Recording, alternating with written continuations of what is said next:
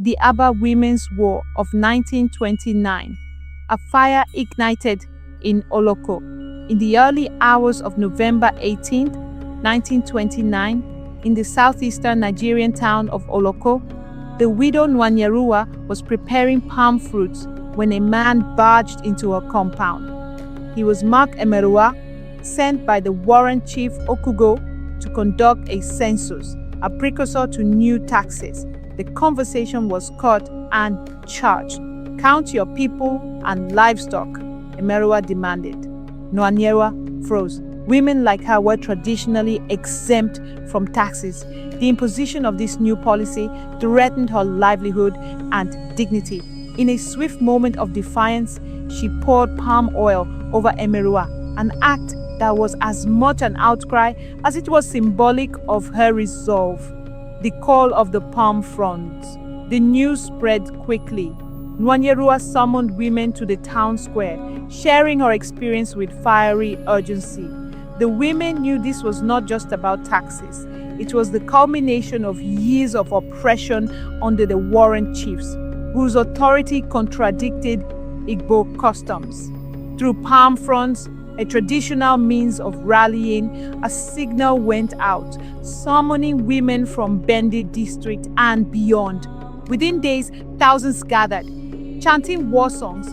They practiced sitting on him, an Igbo tradition of surrounding a man in protest, demanding a justice.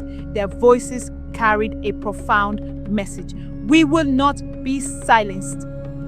From peaceful protest to fiery resistance. As the protests grew, so did the stakes.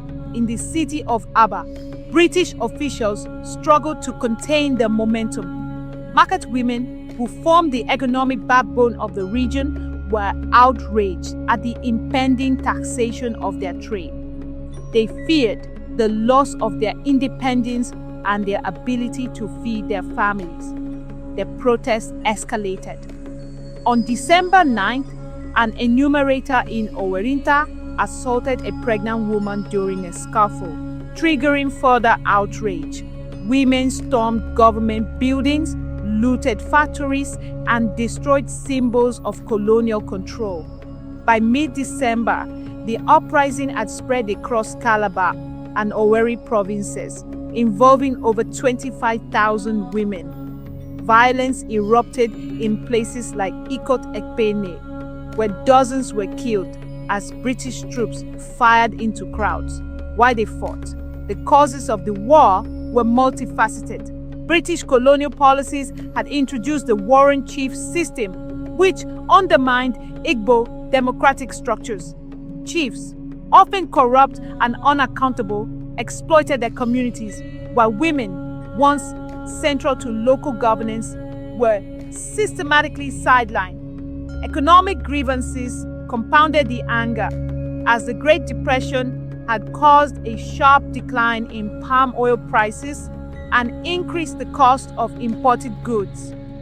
This struggle was not merely a response to immediate oppression. It was a rejection of a system that disrespected the Igbo values and destabilized their way of life.